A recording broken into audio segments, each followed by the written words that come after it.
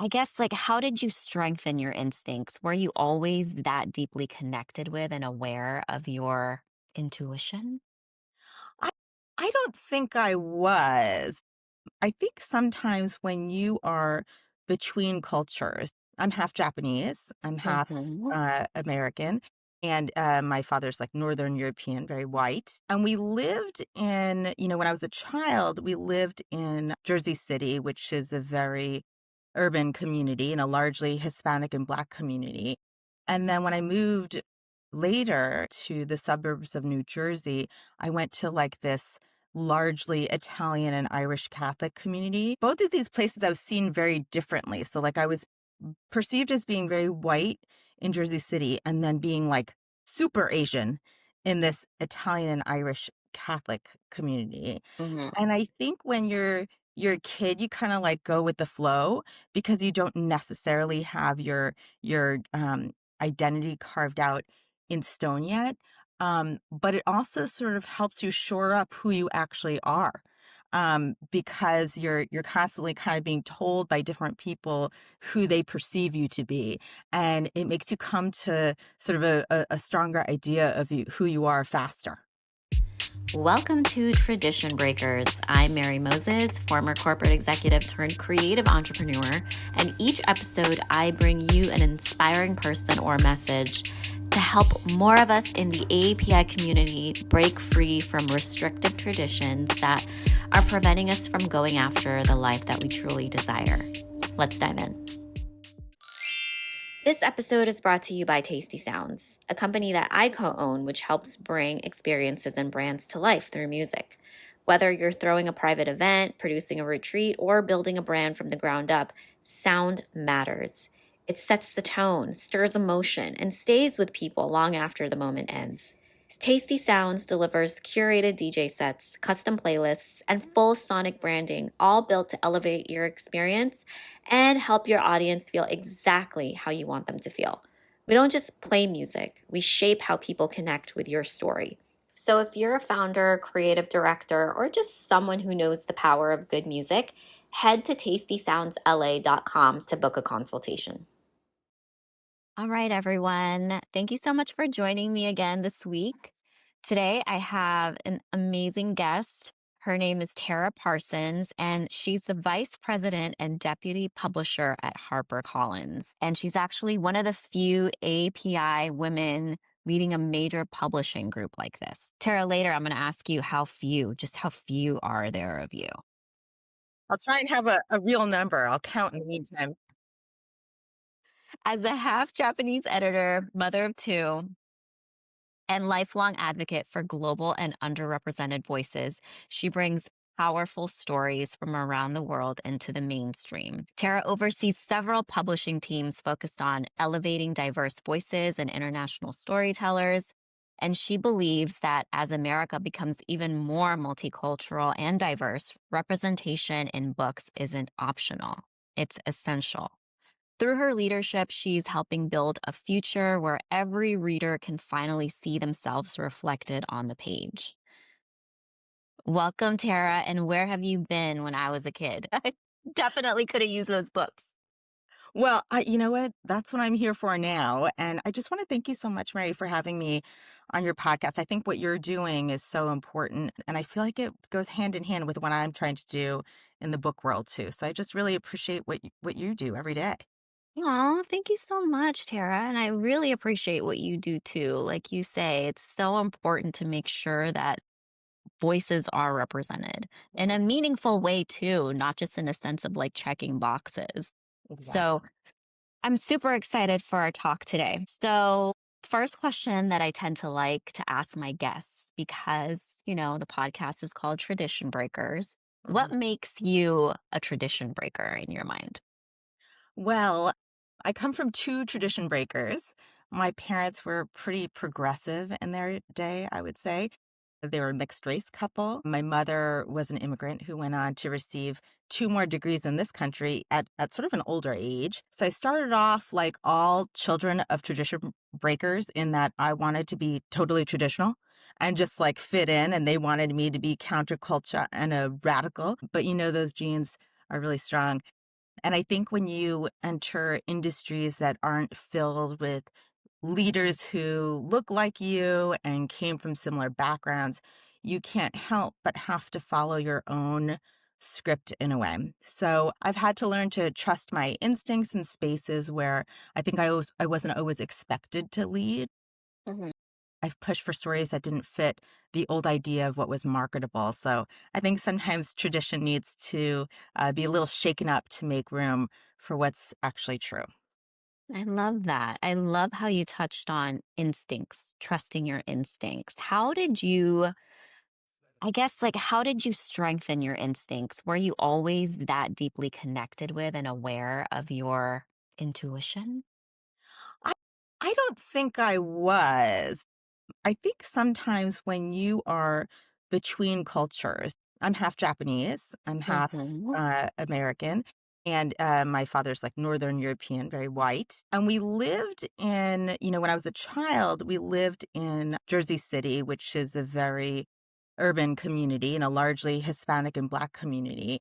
And then when I moved later to the suburbs of New Jersey, I went to like this largely Italian and Irish Catholic community. Both of these places I was seen very differently. So, like, I was perceived as being very white in Jersey City and then being like super Asian in this Italian and Irish Catholic community. Mhm. And I think when you're a kid, you kinda, like, go with the flow because you don't necessarily have your identity carved out in stone yet, but it also sort of helps you shore up who you actually are, because you're constantly kinda being told by different people who they perceive you to be, and it makes you come to sort of a stronger idea of who you are faster. Yeah, you're so right about that. Because we were talking earlier about how we both grew up in New Mhm. Jersey. I grew up there for about 6 years of my life. And we weren't really that far apart in terms of distance. You're in Jersey City. I was like East Orange, Newark area. And I experienced the same thing too, where most of the peers that I had were like Black or Puerto Rican or Italian. And so, to your point, the perception shifts depending on the people who you're with, Yes. right? Yes. So, yeah, one moment when you're with this group, you think you're somebody else or they're projecting you're somebody else, and the next moment you're something completely different, and so that does give us like an idea of how people see us. Mhm. And then we have the choice of like, is that really me? Do I want to take that projection from them? It's It's really so interesting. true. It's so true. And, do you ever come back here and go back to where you grew up? I have not. The last time I was in New Jersey was when I was, I think, 15. So a long time ago. Yeah. Well, you have to come visit me here. I know. I know. I need to go to the East Coast. Well, my daughter, she's 10. She wants to visit New York. She's never been. And so that might be like a good way for us to catch up. But you mentioned that you're half Japanese. Mhm. How did your multicultural upbringing shape your identity? Well, I think like what we were just talking about too, I think you get so much not only from I think each parent sort of giving you some almost like ingrained characteristics of their heritage, right? So even though Yeah. my mother, was an immigrant here and she came here actually because she wanted to live a different existence than she felt like she could have in Japan, right? Okay. Yeah, she was very modern and she wanted to move up in the business world, which she couldn't do then Mhm. at the time. And she was very, she became like a computer science major at a time when that was very new. And there weren't a lot of women, and Asian women doing that. Yeah. Like, she was programming mainframes when they were, like, entire rooms. But even though she was so, modern and a little bit, radical for her time, she was still deeply Japanese. Mm. And yeah, and, like, some of the things that we grew up with, some of just the sort of, ideas of sort of morality and, like, intellectualism and graces, like, there are all these things that I think are just part of her heritage that came out in her parenting. Could you share with me what some of those are? You mentioned like morality and graces and what were some of those? I mean, so much about I even think about some of the books that my mother introduced me to, right? Like, we didn't have a Mhm. lot of children's books. They weren't My parents weren't big children's book people, but we had all of these Ano books. This is like a Japanese series, and they all had sort of like mathematical equations at their core concept, but they were like beautifully illustrated. Like, I just feel like all that kind of thing infuses your personality, right? Yeah. There's a certain politeness that always enters, everything we do. There's a certain follow through that happens with everything. Mhm. There's that sort of commitment to whatever you're headed down, right? So Mhm. if I started playing the violin, which I did, it was seeing it through all the way to the end and like having this grit and determination to do that every day for like 2 or 3 hours a day to practice. So Right. there were things like that, she felt that was just like part of existence, I Yeah. think. And that as I grow older, some of those things I look back on and I realize were not just sort of unique aspects of her personality, but also sort of how she was raised and sort of the culture at the time period in Japan. Mhm. So my cousins make fun of my sister and I sometimes because they say, "Oh, you guys seem almost like old Japanese people." Like, 'cause she wasn't there during like the modernization of Japan. Like, she wasn't there in the 80s and 90s, right? She was Mhm. here by then and still had this cultural mindset of there Mhm. back in, like, the 40s, 50s, and 60s. So, Mm. yeah, I think that definitely infused my personality, but then mixed with my father's personality, where he grew up in America, in fairly traditional household, and he actually broke a little free of this traditional household and became an architect, but also, like, went to the Peace Corps, married a Japanese woman, and they lived, like, just sort of a different lifestyle than the lifestyle he grew up in. Did they meet at the Peace Corps together? No, actually, they met at an international party.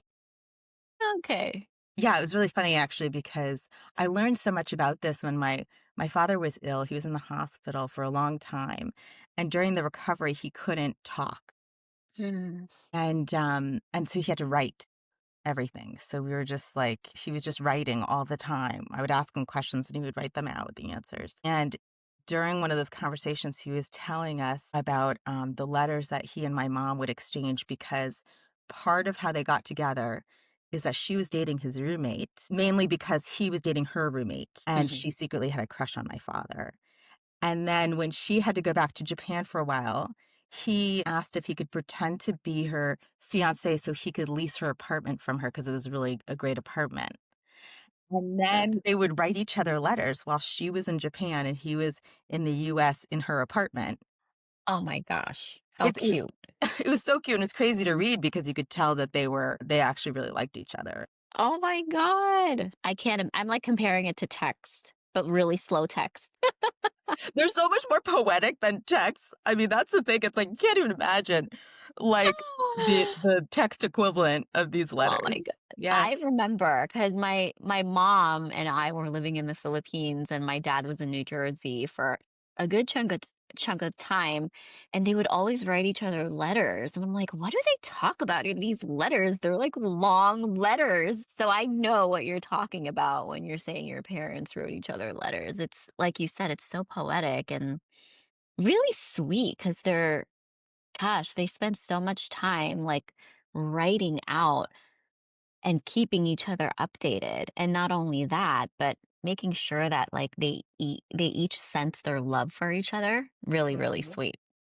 No wonder you like reading and books and I mean, it's not a surprise now. Like it feels like it was a path that I was just on from the beginning.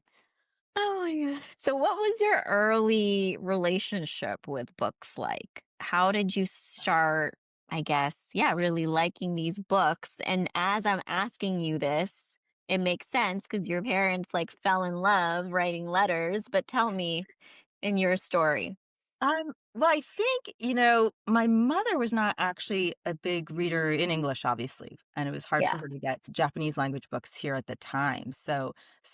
I never really found her reading a lot except for she loved the Harvard Business Review, and I would have to make readers reports for her. I still get the Harvard Business Review because Really? it's like ingrained in my personality now. And I used to have to like read all these business books for her and like write her readers reports. So Damn.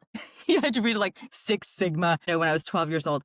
And those were pretty dry. But my father actually had pretty interesting reading taste. He always had a lot of books around. And even though they weren't, like I said before, they weren't children's book people, they didn't really like having children's books around. They were more like the complete works of Shakespeare and the full Encyclopedia Britannica type people.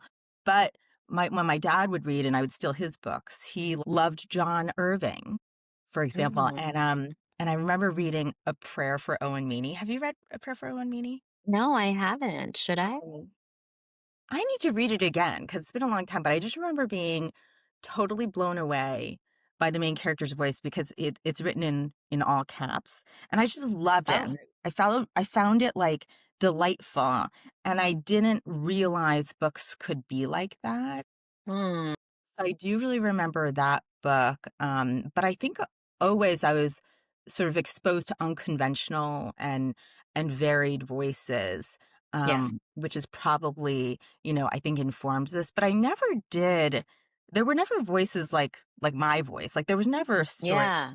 a half Asian person and, something they were going through. Like it was never specifically like, "Ooh, I can see myself totally in this character." It was always like an emotion I can identify, or a writer was just so good at what they did that they could put me into their Yeah. character's emotions. Yeah. Were you looking for that? Were you looking for books that you could kind of see yourself in aside from emotion? I think sadly I didn't know that I could find those. And I think they Yeah. were rare. I mean, I probably couldn't find very many of them at the time, to be honest, Hmm. even if I had like gone on some sort of big searching mission for it.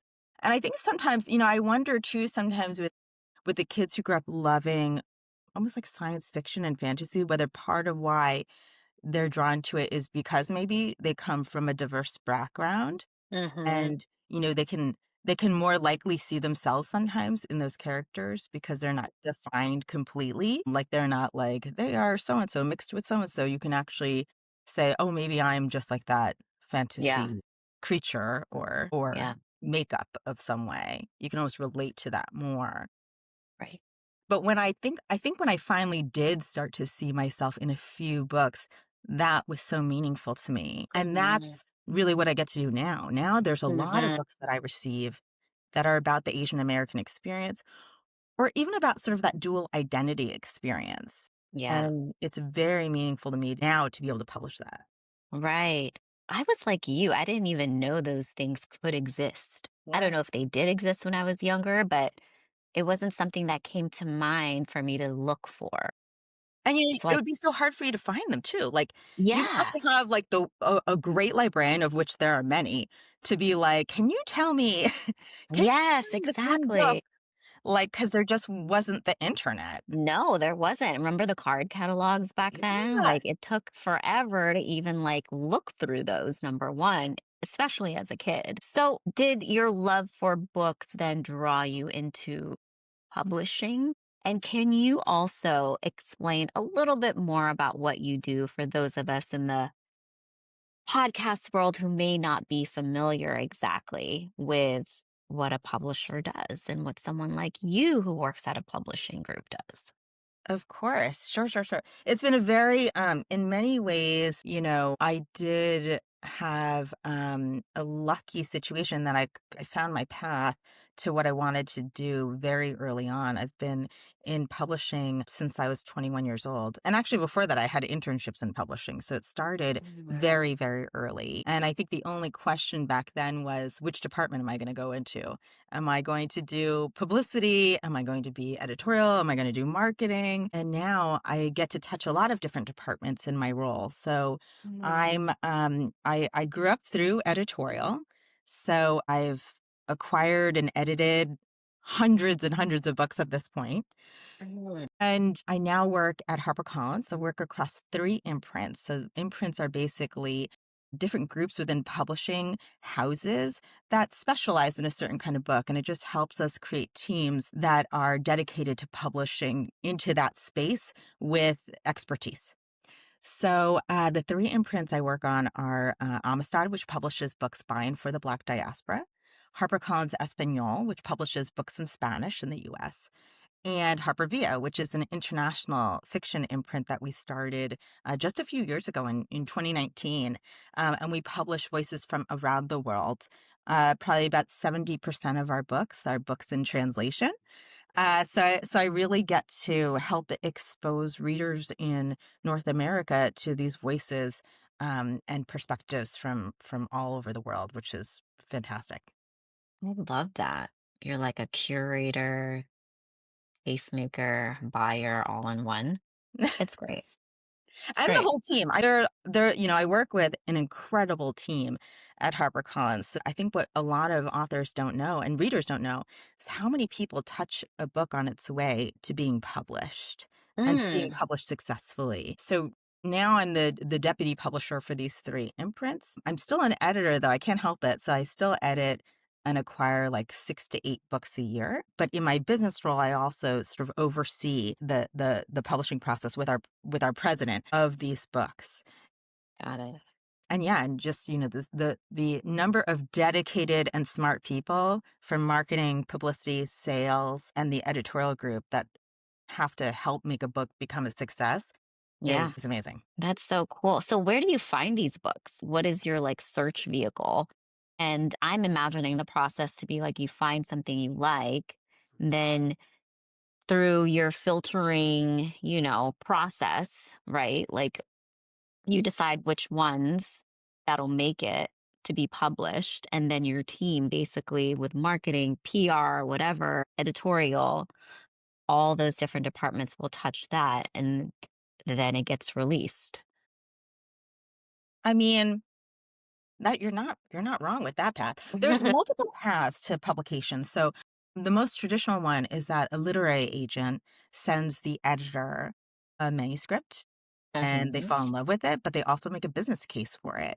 They Mm. write up a memo essentially that includes a profit and loss statement using comparative titles, how they've sold, and they say why this book they're going to sell, why does it need to be published, what's different about it, and Mm. who's going to buy this book, right? And we have to answer all those questions for ourselves as editors and as business managers to Yeah. say, yes, this is a good idea for us to publish. There's some kind of readership that we're going to be able to find for this book and then publish it. Now, some Mm. people, that's the most often case I would say in the fiction world. In the translated fiction world, sometimes we also receive recommendations from translators themselves. Oh, okay. Yeah, I have an amazing book actually called Walking Practice by Dolki Min. Okay. And it's a Korean sort of sci-fi literary novel. Oh. And Dolki Min is so talented, just a really incredible author. But that actually came to the attention of the literary agent because a translator, I think as their like thesis project maybe, had Mhm. fallen so far in love with this independently published book in Korea. It wasn't even published by a major publisher there, that she just translated it herself. And the translation was so exciting and incredible and highlighted his voice so perfectly, Dolke's voice so perfectly, that the agent just included it in their catalog. And when I read the synopsis of it, I thought, well, that sounds like totally mad. It was like a very otherworldly future kind of novel. But I fell in love with it from the first page when Mhm. she sent me this translator's work. And I think that's a great example of a translator really championing an author and making that book come to light. Mm. And then the third way that's, I think, the most also fairly common is that sometimes in the nonfiction space, an editor will actually say, or anyone in the team will say, what people are talking about in the world today, this new Yeah. trend, we should commission somebody to write a book about this. We should reach out to our network, reach out to the agents and say, hey, do you have an expert who can write about this subject? And Right. then sometimes a project will come about like that. What's hot out there? What is the topic that you're seeing that you all maybe want to look for or start creating something around?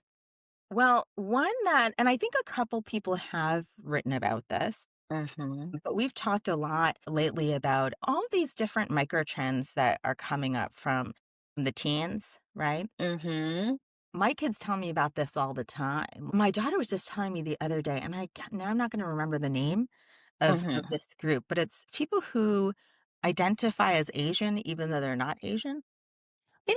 They're Interesting. not of Asian heritage, and so they'll, like, get plastic surgery to look Asian. They're completely immerse themselves in Asian culture, and they Wow. basically say they identify as Asian.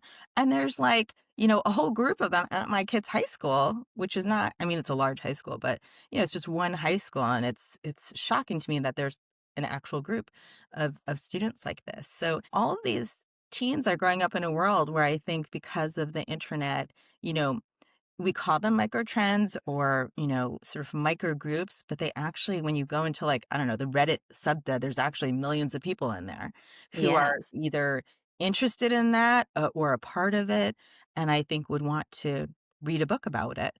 So Mhm. it's a really, I think, a fascinating exercise to go down some of those Reddit subthreads and Oh, yeah. what people are talking about. The world of Reddit, you can totally get lost in them. But that is interesting. I haven't heard of that micro trend before. Yeah. Now I'm going to ask my daughter if she's heard about it. She's 10, so not sure if she has, but honestly, I'm surprised and also not so surprised because of just the climate of where we're living these days. So I'm going to check that out. Going back to are the way that I introduced you in the beginning, where I mentioned that there's just so few APIs out there in the publishing world. Just how few are there? And I'm not asking you for a specific number, but I would love to just get an idea of what the space looks like in terms of representation, cultural representation. What has this meant for you? And also, like, how have you experienced that world as you navigate, your career, your pathway Mhm. to leadership? So there actually is a statistic that I don't have at my fingertips. I'm pretty sure it's between 6 and 7. Hmm. So the publishing industry does surveys every year to try and measure the diversity in book publishing, and a lot of the publishers report on their staff for that. So I think it's somewhere between 6 and 7%, um, Hmm. identify as Asian within the publishing world. But I think at the senior leadership level, there really aren't that many Yeah. people. I just went to a fantastic event for the Asian American Writers Workshop. It was like a Mm. holiday party, a holiday dinner, and there were probably about, I mean, I don't know, I guess I'm not really good at calculating numbers in a room, but I feel like there were 50 of us there, and it was really beautiful to be in this room. But one observation I had was that, I mean, I was one of the oldest people there. I mean, there's a lot of young people coming Hmm. into publishing who are diverse in all different kinds of ways. But at the top, there's still very few, and that's just going to change over time. When we were talking earlier, I had mentioned the statistic about, you know, uh, how the U.S. was going to become a majority minority nation Yes. not too far from now. So that it's actually supposed to happen in 2045. Mm. The kids under 18 are already there. It's already Mm. majority minority. So I think this is going to change a lot over time in the publishing industry in a short amount of time, in 20 years. It'll be a very different story.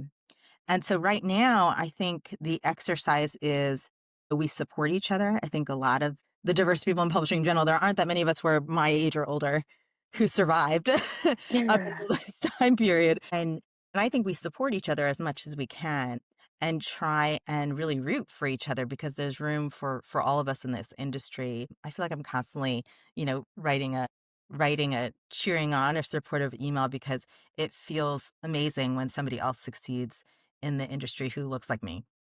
Yeah, I really admire that about you in terms of how you champion authors and then also professionals and leaders within the business side of the book industry. When it comes to championing global underrepresented voices, because it's so cool how you get to look at work from not just authors here in the US, but around the world, right? What draws you to someone's work aside from the business side that you've already told us about, right? Like who's going to buy this and, what audience are we going to serve? What really draws you to someone's work? I do think there's a unique aspect of publishing that is very subjective and that you Mhm. have to allow yourself to stay attuned to even when we become a numbers business, right? We're all owned, Mhm. all the big five, we're owned by like big corporations and we have to make our numbers every year. And now, of course, there's AI and there's all these analytic tools we can use. And I am a data analysis person. Like I love data and I do like to like mine data and use that to inform decision making, but also to like inform a story that I'm telling about the decisions that we're making. But I think instinctually, when you read something exciting and that resonates with you, you have to remember who we are as editors are we're basically the first reader for a book. So Mhm. if we are excited by something and drawn to something, it usually means that other people will be too. Mhm.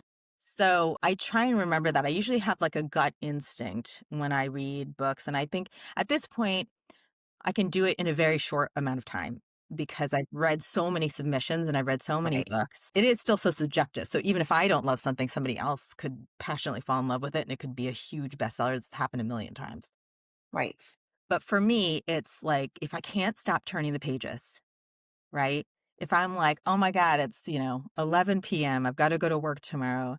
I just started reading this to see if I, like, could write a quick rejection letter to the agent, and instead I can't put it down. Oh, It's wow. unputdownable, that's the expression, unputdownable. Unputdownable. Okay, love That's when that. I know, especially for, like, a US audience. Like, a US audience, I feel like, has a little bit of attention deficit syndrome. Oh, yeah. So we have so much media coming at us to distract us that when you have a book that keeps you laser focused on it, I think that's a special book. And that's to me is how I know I need to go after it. Yeah, I love that. Because you're like you said, you're the first reader, and if you can't put it down, that's a great sign. How quickly does a book have to be unputdownable for you? Pretty quickly, because Okay. especially in the US, I think if I was a publisher in a different country, there's some countries I have a lot of opinions on, like, the different countries' editorial because 'cause I've read a lot from different places now and what their readerships can tolerate, right? Mhm. They're and it's built upon, like, I think their original language sometimes too, right? Even though Mhm. some of those countries, they read in English too, but just Yes. some languages are built upon a lot of words and some are built on fewer words, right? Like Mhm. like Japanese characters versus Chinese characters, that kind of thing, like, right? There's Yeah. some languages that, are just, have different hallmarks to them, right? Mhm. And I think their stories, match that in some ways, and at least for a US reader, it can be tough if there's, like, 50 pages of sort of a more thoughtful, slower read, and it doesn't mean that that shouldn't be published. It just means that, maybe at a big 5 publishing house, that can be really tricky, and you have to think about the best way to do that if you're going to do Right. that. Um, so I can tell pretty quickly, I often if I'm not liking the first chapter, I will often move on and go to the second chapter because it's a really, um a common situation in which an author, thinks they need that first chapter, but they really don't. Mm, They almost used it to set things up too much and like not okay. get into the story because they just want to like set it up. Yeah. And it turns out that they don't need it in the end. So often Mm, I'll like go to the second chapter if I'm not feeling the first chapter. But after that I know. yeah. These are all great tips for those of you who want to write a book in fiction. So thank you so much for letting us in there. Aside from being an editor, a publisher. Tara's also a mom. She's a mom of two, and she has called herself a tiger mom. Proud of it. In this climate right now, like a lot of people kind of shame the tiger mom thing, but you embrace it. So, what does tiger momming mean to you? And what does like your overall parenting look like as well? Let us into what works for you and your kids because I'm curious. I'm a mom. I'm a mom of two, so I'm always looking for tips on how to like raise just kind humans. Well, you know what? That's exactly it. What you really want in the end is a kind human. I always say this, a kind and competent human. Yes, Um, kind and competent. Yes, someone who can competent. survive without us in the Yes, world and can contribute. that's the tiger mom part of me, I would say. So I say it with affection and a lot of humor, obviously, but Yes. I do have high expectations, or I did actually. They've met all of those expectations at this point. Mhm. And then and I feel like all of those expectations are rooted in love and belief in them and not a pressure for perfection. So Mhm. I always say to them like two things. One is um I know that they're capable of hard things and they need to understand that they're capable of hard things. And so I didn't like them to say the word can't. I was like, I don't want to hear you say you can't do something. You're Mhm. you're either deciding not to do something, you've decided not to try at something, or you have all the tools. You're lucky enough to be like able-bodied human beings who are very smart naturally. There's nothing that you can't do. There's just things that, will take a lot of time or Mhm. energy or effort, and you have to decide whether you're going to do those or not. Yes. um, and then, I think the other part that I always said to them was, look, I'm not asking you to get an A in a class that is impossible for you, right? I'm asking you to get an A in a class that is entirely possible for you. You just have to work at it. Mhm. I'm never going to ask them to do things that are, unrealistic and impossible tasks. Mhm. And I think I've always talked to them like that. And so we have a pretty good dialogue about it. And then, like, I think punishment wise, I mean, I was pretty strict when they were kids. Like, if something wasn't done or if they didn't do what they were supposed to do or what have you, or, I don't even know. I mean, they're pretty good after I threw away the first toy. Like, it was Mm. like, oh my gosh, she really did it. Is Yeah. the follow through on whatever I said I was going to do. Um, Mm. and and so I feel like I had to be pretty strict and pretty on it until they were probably 11 or 12, and then I really have not had to do it. Nice. Yeah. So you're It's almost there. worked. I am. My daughter's 10. And what I love about your story is that it's coming full circle with how your parents raised you. And part of that is because you were saying follow through. Mhm. Your mom, like she valued following through. And you just mentioned that when you threw away that toy, that was something where you illustrated, or an instance where you illustrated that you mean what you say. And, that creates like really clear boundaries for kids, which are really helpful. And I also really appreciate it when you said, that you just know what they're capable of. Like they're capable of hard things. You're not trying to make their lives hard. You just know what their potential is. Yeah. And I really like that. So empowering. How does your belief in representation show up in how you raise your kids and the stories you share with them? Oh, that's such a good question. You know, and I think I mentioned this to you the other day. Um, when my daughter was little, Asian American Girl Club, they had their Yeah. T-shirt, and I was like, "Oh, this is so cute. I'm gonna get one for my daughter as well." Aw. And I was like, "Oh, we'll have matching T-shirts." And she loved it, and she, like, proudly wore her T-shirt. And then at school, someone was like, "Why are you wearing this T-shirt when you're white?"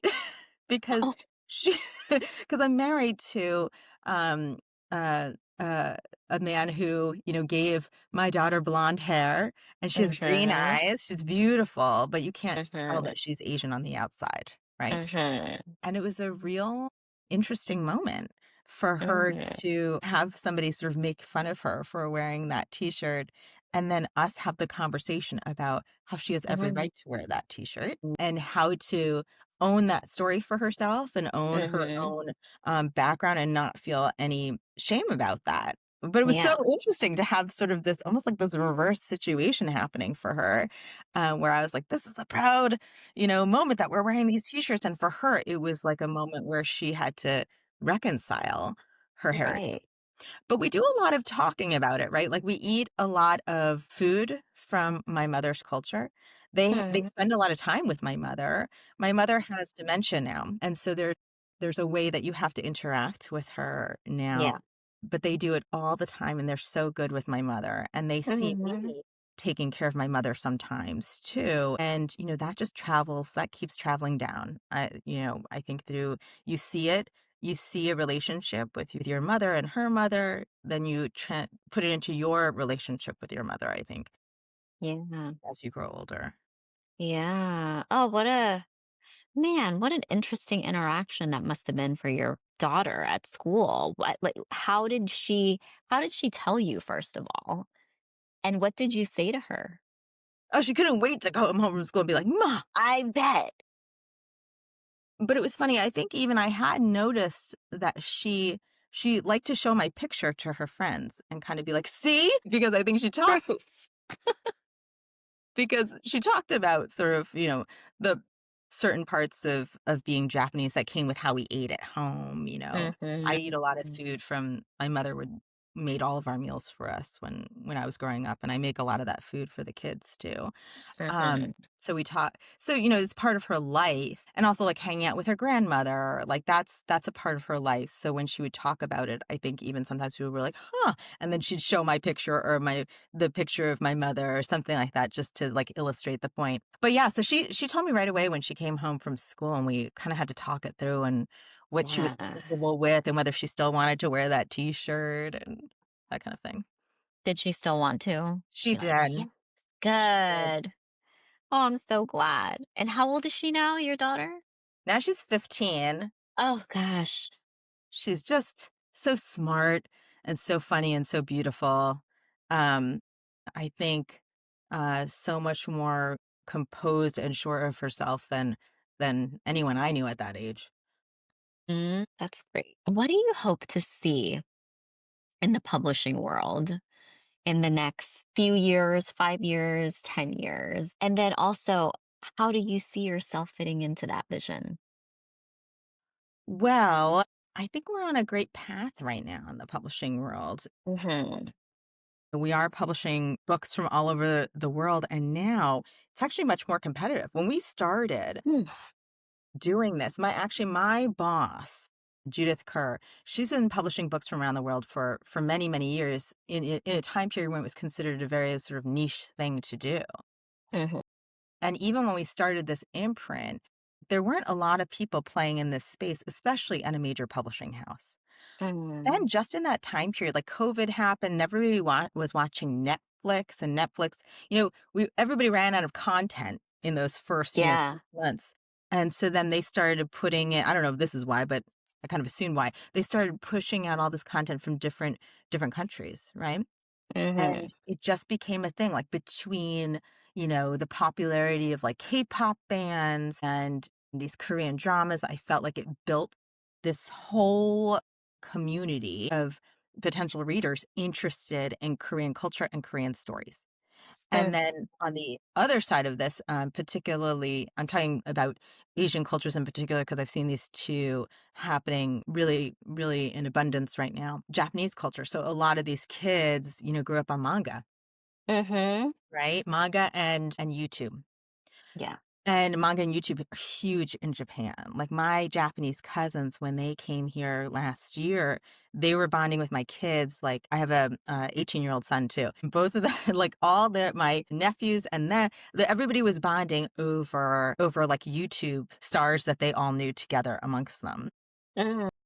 So I think that piece is becoming so much more global. Some of these platforms are making these stories and these interests more global.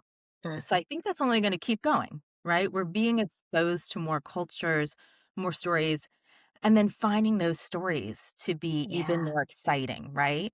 Like, even Yeah. if there's, like, a traditional romance from another country, it's still gonna feel fresh because it's infusing some of that cultural identity and sense of place from another country, and I think that can excite readers who are like, "I've read this story a million times." Like, here's a new perspective on it for them. Right. So I see that happening more and more, and now I feel like there's actually competition at major publishing houses for some of the books I work on, when before it would have Mm. been like, you know, mainly me bidding on a project, but I think that's great because it means Yeah. that more of these books are going to go out in the world. That's great. It means that we're going to see a lot more, like you said, diversity because of it. And when you were talking about how there's so much interest now when it comes to manga and like Korean pop, like just look at K-pop Demon Hunters and how big that is. Exactly. Like it became such a household name so quickly because of the internet, because of YouTube. And now that has opened, I think it opened the floodgates to even more Korean media, Korean entertainment. My daughter loves it. She was Rumi for Halloween. Oh, I love that. And that's her actual name too, is Rumi. So I was kind of happy about it because she wasn't really fond of her name before, but now she's really into it. But yeah, I think it's just going to fuel more interest in other cultures outside of what is typical or mainstream here in the US. So really excited about that. Any And there's new so many more cultures to open up here, Oh my right? gosh, yes. What would you say are some cultures that you want to open up? Well, we were talking I wanna do some, books by Filipino authors. I haven't done that yet, so I think that would be Hey. very exciting. Um, I there's so many different countries that we haven't published from. We have a map actually in one of our brochures for Harper Via, where we actually Oh, put a pin on, like, every country that we've published from so far, but there's still so much more to go in every language that we published from. So the goal is really to do all a book from everywhere, really. everywhere. That's so great. Is it based on also like I guess the demographic makeup of the states, like the bigger the audience, that'll validate like which culture that you guys will pull from. No, I wouldn't say we're that calculated about it because it's Okay. also sort of the project that comes in, right? Right. So the platform though, you're so right to bring up sort of the ancillary but very important considerations about what we publish. You know, we have to think Mhm. about what is truly the audience here. And I think for us, the audience is never, sort of just the descendants of the home country or the immigrants from that home country, but there's so many other factors. So, like in the editorial itself, what are the themes?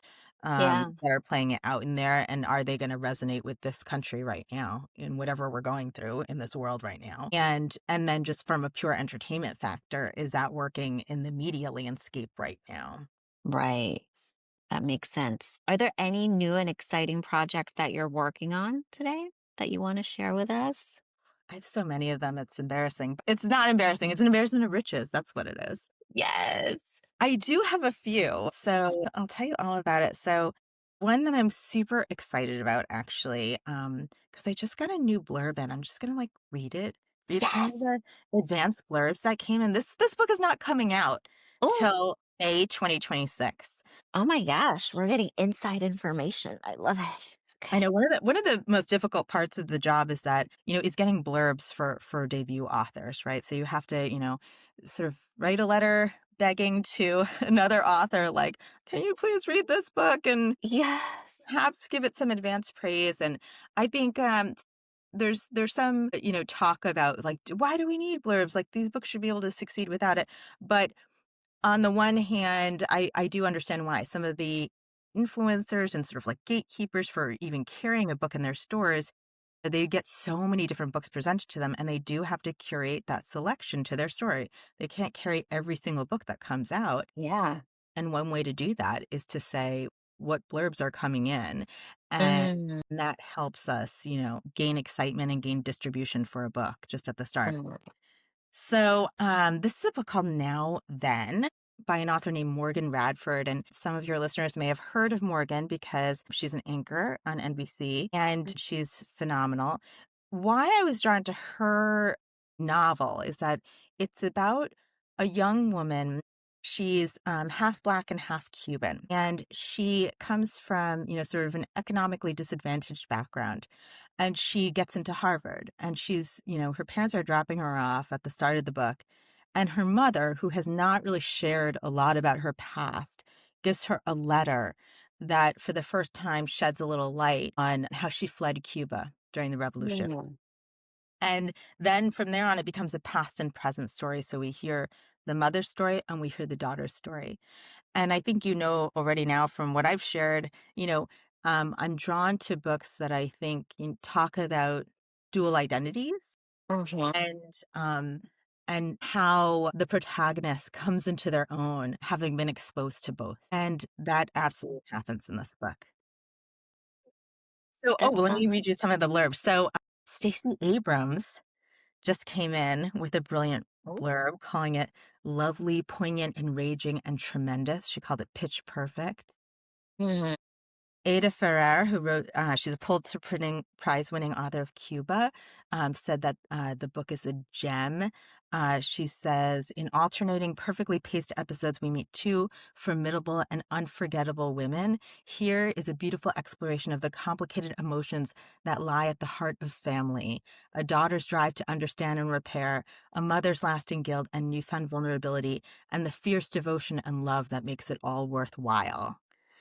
Wow. I Mhm. mean, and there's so many more. Like it's been like really just an incredible group of authors have come in with blurbs for this book, so that's extremely rewarding.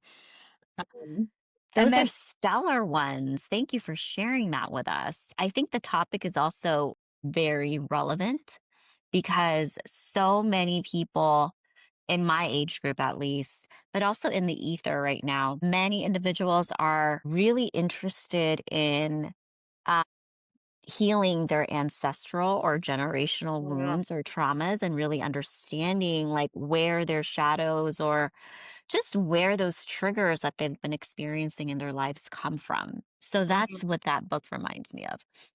I think that's such a great point, and I think it's so true, and it's something that I think is wonderful about this younger generation. Like my generation, we kind of like hid all that. And Mhm. you didn't really confront your heritage, and I think it's wonderful for people my age now being exposed to that and to a younger generation who wants to know more and who wants to be a part of their culture, and it's influencing all of us at my age and older too in a beautiful Mhm. way. But I also wanna recommend a book that's already out there in the world today, and I was just thinking about this book today. It just came out last year, but it's a book called Toward Eternity, and Mm. it's by an author named Anton Her. And Anton is this world famous translator, so he's translated so many award-winning books, but this was his debut novel. Um Mm. and Toward Eternity is so timely because it also has shades of science fiction and the AI world that we're starting to live in now. Yes. Yes, but it's really about how love and poetry can sustain humankind. Mm. Yes, so I think I it's a have to very check it out. powerful book. Yes. Okay, I'm gonna check it out. Oh my gosh, and you touched on AI. Like, let's talk about that for a minute. How has AI like infiltrated your world? And in the and also like in the music space, have you heard of like AI artists popping out? These amazing tools. Timbaland is actually like a part of this AI tool called Sonos that's really revolutionizing how music is made. And it's Mhm, making, I look at it as like Photoshop for music, right? mhm. Because it just makes the whole process a lot quicker and a lot easier for the musician in terms of creating music. So, how has AI been affecting your space? And I guess like what are the or how are the people welcoming it in your space? What is the feedback like? I think it's very controversial still. I mean, I think like most what's interesting about the publishing world is that so many people at the heart of the publishing world are actually sort of, really about the author and about the art and about the creative, but we're owned by corporations who also have to be about the numbers and efficiency and Hmm. such.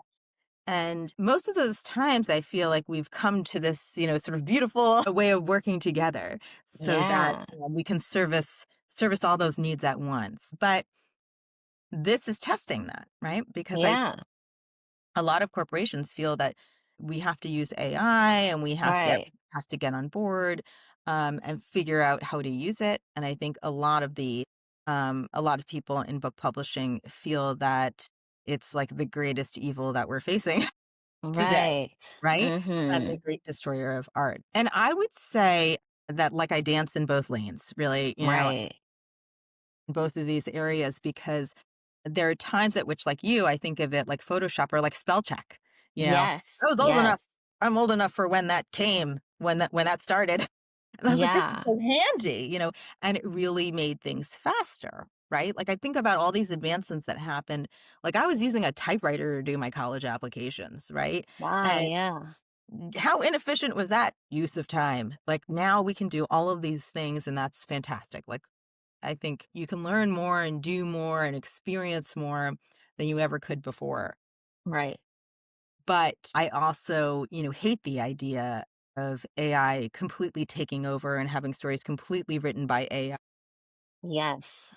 I do think we run the risk of once you start going down that path, like what becomes your differentiator? In a perfect world, the tools that AI gives us will help us like spell check did, right? Or Yeah. grammar check or Photoshop, right? Right. We'll be able to use it in the ways that make sense and everybody will know when we're using it Hmm. and be able to interpret something knowing that that's being used. Yes. I'm definitely not against using it to, make things faster or to be like, here's like a potential plan of action for something. I mean, there are ways to use it that I think can really make you more efficient. Right. But I think we have to be really vigilant about how we're using it and what we use it for before we like institute it everywhere. Oh, yeah. I totally agree. I see AI as a tool for us to use and help us, I don't know, just do the things that we want to do faster and easier. That's how I see it. I know that isn't necessarily how it could evolve. I don't know. I don't know the future, but I'm with you. Like, we definitely need to create like checks and balances and to make sure that it doesn't become or it doesn't replace the creative potential that humans have. Or And dumb us down, right? or dumb us Yeah, down. the Yeah, ideal way is that it actually makes us more creative and we find exactly. new ways of artistic expression and actually becomes the tipping off point of like a whole new age of great art and creativity. But I don't totally see how that path happens yet. Okay. Yeah. So Yeah. yeah, and maybe none of us will know until it happens. I One way or the other. know. We'll see if we're still alive. But like I'm likening it to other advancements that have really revolutionized the world, like when the printing press came out, or the internet, right? Or the digital camera. Are you a These glass half full person? Because I do wonder too if it's like, are we just like naively optimistic or are we glass half full? People are like trying to see it as a yeah, I wonderful thing. think I think I can be both at times, Yeah. and I think you do need both. I Yeah. think you definitely need people who are advocates and also optimistic about this technology, and you also need other people who aren't because they're going to see things that this other group of people aren't. And I think we can coexist together, and that's how we can make sure that AI becomes something that actually helps us Mm, rather than, it becoming our downfall. Like yeah. The Matrix. Going back to stories again, which is a great story, but not something that I want to come true. Tara, thank you so much for your time. Is there anything that you want to leave us with that we didn't get to touch on today? Well, I think the best way to leave you is actually to tell everybody a little bit about some of the um, how to find us, how to find some of our books. So, Yes. yes, we have, of course, Instagram, Facebook for all of our imprints, and some TikTok accounts as well. So you can find us across all three platforms at Harper Via Books, at Amistad Books, and at Harper Espanol. So please check out our books there. We also have websites with all of those names attached to it. And just, go and check out our authors and support them. And if you like any of their books, leave a review because those count and help the algorithm. Speaking of AI. Yes. Okay, so Harper Via, Harper Espanol, and Harper Amistad. Okay. Oh, Harper Via Books, Amistad Harper Via Books, books. Okay. Amistad Books, and Harper Espanol. Okay. Got it. We'll make sure that all those are in the show notes for everyone to refer to later. And like Tara said, make sure you leave a review. That definitely helps because that helps the podcast too. So great reminder. Thank you, Tara. And thank you everyone for tuning in. We will see you back here next week on Tradition Breakers. Bye, everybody. If you like this episode, consider subscribing, sharing, and leaving a rating and review. Tradition Breakers is produced by Tasty Sounds, and the theme music is by DJ Professor Moses.